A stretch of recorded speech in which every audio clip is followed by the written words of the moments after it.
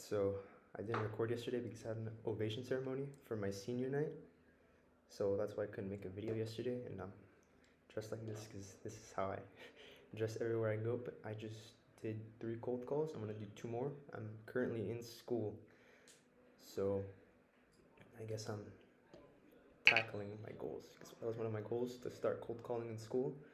And I guess this was the first step. Right now I'm probably gonna do about 5 cold calls just to start getting a rhythm, but something that I'll definitely be doing a lot more. And yeah, I feel kind of shaky right now since I just did these cold calls, but I'll finish the rest of the video today after school. So I'll fill everything back in. I'm just wanted to do this right now and just say that I actually am getting things done. And I'm gonna record today and tomorrow because I couldn't record yesterday, but I'll finish this later.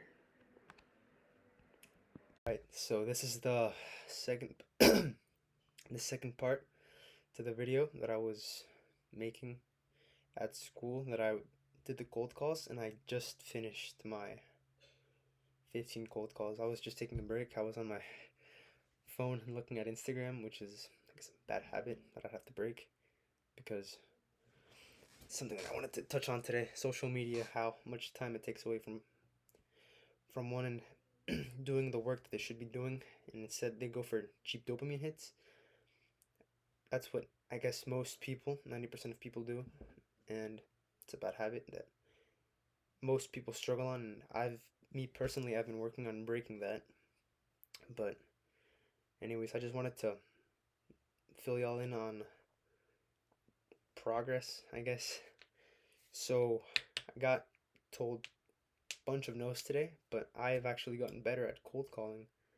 I can actually spit the script out, and I can actually conversate with the owner. And I did do a objection handle that they told me that they don't want marketing, and I basically told them that I don't offer marketing, and I hit them with the other offer. They just hung up. So that's the thing that I hate about cold calling, that you're basically facing rejection, and I feel like it's the scariest part to having a business. But well, it's essential, I guess I can say, at least to begin, because I feel like it puts you in an uncomfortable situation, in an uncomfortable position, which gives you leverage over other people that don't do that and take the easier way out. Because I remember I did a workshop last week on inbound, and I feel like inbound is an amazing way to get leads, but essentially it takes much longer than doing cold calls and doing cold outreach and essentially doing outbound, because doing inbound, you're essentially getting yourself into a market that's, I'm not gonna say saturated, but in need of something. And if you don't really know what you're doing and you're barely starting off with inbound, you're gonna see very slow progress. At least that's what I've been noticing with the Fiverr gigs, or I guess being a freelancer and then offering your service at the end of that. And the second one is essentially making videos like what I'm doing right now, but I'm not really pitching anything. I'm just journaling my business. But with those videos, you essentially teach something and you give free, I guess, free information, free value. And at the end of the video, you essentially pitch your offer. So that's basically, I guess, an overall script. Hang on, I think my brother's coming, so never mind. All right. So yeah, it's basically the overall concept of inbound, which I'm not a big fan of. But outbound is, I guess, harder because for cold calls and for cold DMs, if you want to do a mass amount of those two, you essentially need to invest money into your business. It's not too much. The cheapest one is Instagram DMs. I would say it's about $120 a month for the Instagram accounts, buying the accounts followers and warming up the accounts. and I want to say it's no more than $200, especially if you're doing it by yourself. But if you're gonna hire VAs and all that stuff, it's probably gonna cost you about 250.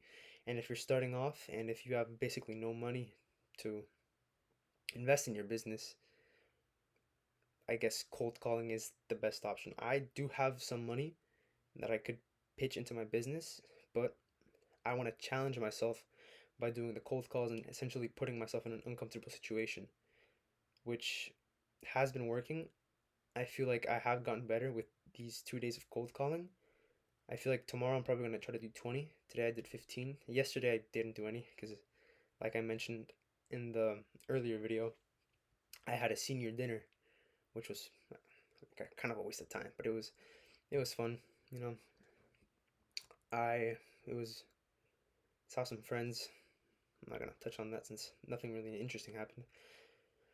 But back to what I was talking about the inbound and outbound.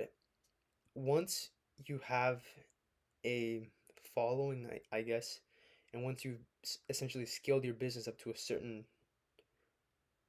point, I feel like the best way of inbound is affiliate marketing, which is something that I will definitely be implementing into my business once I'm at a much higher rate, or I guess I have more clients and I actually have a bigger brand. But that's certainly something that I've been looking at. Not something that takes too much of my time because right now, essentially, what I've been focusing my time on is watching cold call videos and learning about cold calls. I wrote some notes down. Yeah, somewhere around here. But anyways, I wrote the notes down about the cold calls, and I feel like something just switched inside my brain. While I did feel scared, and I hate cold calling. I'm definitely not as afraid as I was when I first started doing the cold calls. And I guess slow progress is better than no progress. Ugh, I didn't like how it sounded. But anyways, I was watching Joshua Lessard's videos today, and he was touching on how people use their, I guess, childhood traumas or earlier traumas as an excuse for why people can't achieve something, or why they use like they use a trauma as an excuse for something. And he was saying about how he hated that, and I actually completely agree with him because I feel like everybody goes through a certain amount of trauma. For some people, something might be different. It's all perspective. It's all perspective based thing.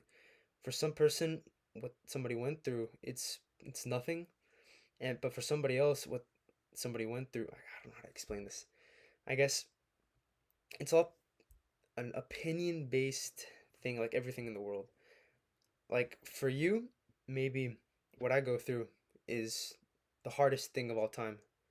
But maybe somebody else thinks that what I go through is just it's nothing. It's just daily occurrences. And that's why I feel that I don't know, you can't really use your traumas as an excuse because I feel like no matter where you are in life, if you want to grow and you want to better your situation, you're going to find a way to do it.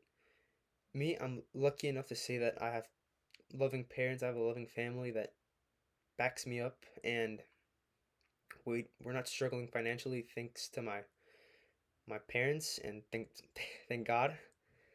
But I feel like that's something that I don't really have to worry about. Like I can sleep at night not having to worry about the bills.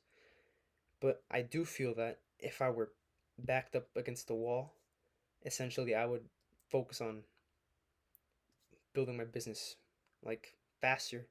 Essentially everything that I would do, I feel like I wouldn't change, but like the numbers would increase of everything. Like instead of, I guess, because right now my goal is to have a million by 25, which I feel like is reasonable. I feel like I'm aiming low for some reason, but if I had my back up against the wall, I feel like I would be aiming for 1 million at 19, which is definitely doable, but I feel like the rate that I would have to do everything, I would have to be a lot faster. And right now, with what I'm doing, I feel I'm not gonna say I feel burnt out or I hate what I'm doing, but there are certain times where I'm like, man, I'd rather be doing this instead. So I guess what's been keeping me going has been a mix of discipline and just grit, because I guess the motivation died out like a couple weeks ago. So that's I also feel like that's why taking breaks is important, because to avoid burnout, it's like everything. You have to build up your tolerance to work. Right now, I feel like I have a semi decent tolerance to working. That's why for my brother, I don't want to be too hard on him. As long as he puts in an hour or two of work, I feel like that's a reasonable amount. When I was first starting, I was just watching videos about fine like financial advice and stuff. I just wanted to get a basic understanding of that, and then that was my tolerance. I could work for no more than 2 hours, and I would balance it and go out with friends and stuff. But that was about a year ago. But now I feel like I've definitely built up my tolerance, and working for like 4 to 5 hours is reasonable for me. I try to work for, well, right now I've been working for 30 minutes in the morning, another hour when I get to school in the morning, and then I try to get at least 3 hours during school, and I try to get an hour after school of work. So that's like 4.5 hours. But of course, in separate time blocks, because I haven't actually, the longest period of time that I've worked for, like largest time block, was about 3 hours, and my brain was cooked after that. I definitely felt the after effects. Like my brain was felt fuzzy, but I feel like I've definitely been experiencing growth.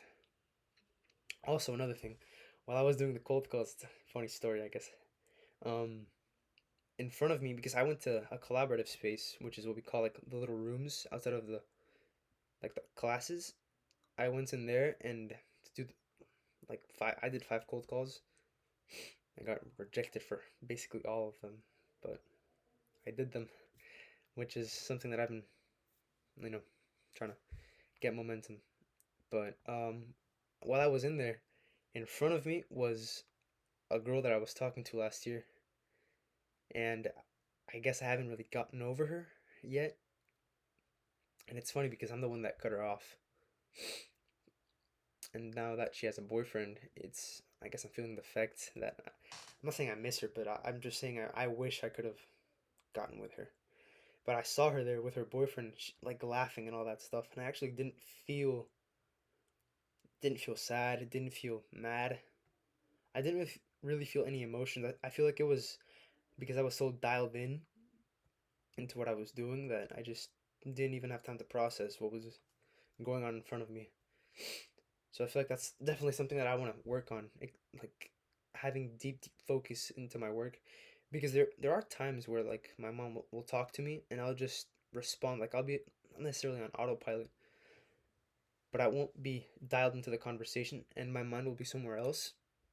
And I feel like that's something that I have to work on, because I feel like with my work, while I'm working, I am for the most part dialed into what I'm doing. But I feel like another part of me is like thinking about something else. Like, what if I were watching TikTok, or what if I were at the gym right now? And I feel like I need to have, for me to get the maximum amount of efficiency out of my work, especially right now since I'm in school and I don't have the most amount of hours, like an exemptuous amount of time on my hands to work with. I need to be really thoughtful and really proactive with what I do. So that's why I feel like if I'm gonna be doing 3 4 hours of work a day, it needs to be highly deep focused work hours. And in order to do that, even if I were to get 40 cold calls in a day, which to me is a lot, but I feel like to other people it's nothing, that's definitely something that would essentially help my business grow. But I've also been thinking, because right now this is probably gonna go on for like 5 more minutes.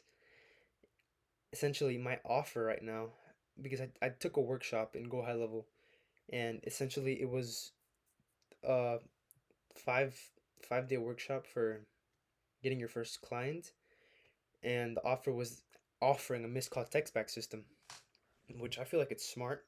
I feel like companies need it, but I feel like what I've been pitching because I've watched cold callers like do their cold calls, and I feel they get more meetings in a day because of their offers, like such a good offer that the client will feel stupid to not agree to have a meeting with them. But I feel like my offer, it's very, I'm not gonna say vague, but I feel like most companies would overlook it and not. I feel like they wouldn't want to take the time out of the day to, I guess, for me to have a demo. So I don't know if I would have to change my script to essentially open up the pain points of the company since I'm offering the missed call text back system offer. I don't know if I'd have to essentially start my call because right now my call is, let me read it. Am I still recording? Yeah, I am. All right. So essentially my offer right now is the hi, am I reaching the owner of said business name? And if they say yes, did I catch you at a bad time? And then that's when I say, so I'm gonna be honest with you, this is a cold call. I feel like I would have to change something from that and essentially start with like saying the first pitch, which is me saying that this is a cold call. Could you give me 30 seconds of your time? And then start with questions, asking them and opening up their pain points, asking about like, have you had any missed calls or any, I guess, missed appointments that I could open up with? I feel like that would essentially help my growth rate, I guess I could say.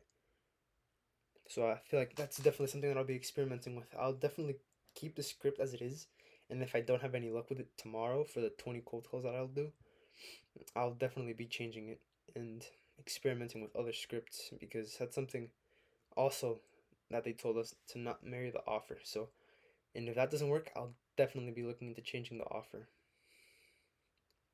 because I like this offer because I don't really need any contractors or any other media buyers to do it for me. I can just execute it myself, and it's essentially SaaS. I'm just reselling Go High Level, and to learn other offers like lead retention, like getting the client's leads, is something that would take me much more time, and essentially I would have to focus on essentially learning the skill more than doing the outreach and actually signing clients and getting results, which is what I want right now, because I feel like I need like not necessarily a dopamine hit, but I need for my brain to feel, I guess, dopamine from what I'm doing so that I can show my brain like, hey, this is like what I'm doing is working. Keep doing it. Like do it more, do it harder, and do it at a more efficient rate. Because right now, I guess I do enjoy working, but I would much rather be doing other things. And I feel like for my brain to enjoy working more, I need to have a client or I need to see a result that I can feel. Even if I don't use the money that I get from my first client to on clothes or AirPods or some stupid shit like that, I definitely feel like having that result and having brain stimulation will incline me more into wanting to work more. So it's, I'm already at 17. All right, so I'll keep it at that. Thanks for watching. Nobody's watching this, but I just wanted to touch on that, and thanks again. I'll definitely be making another video tomorrow touching on other aspects of my business. I feel like I'm getting better at recording. I'm not so camera shy anymore. I can actually speak without stuttering as much, and my words actually come out fluently. So that's improvement. Like I said, no improvement is better. No, slow improvement is better than no improvement. All right. Thanks for watching.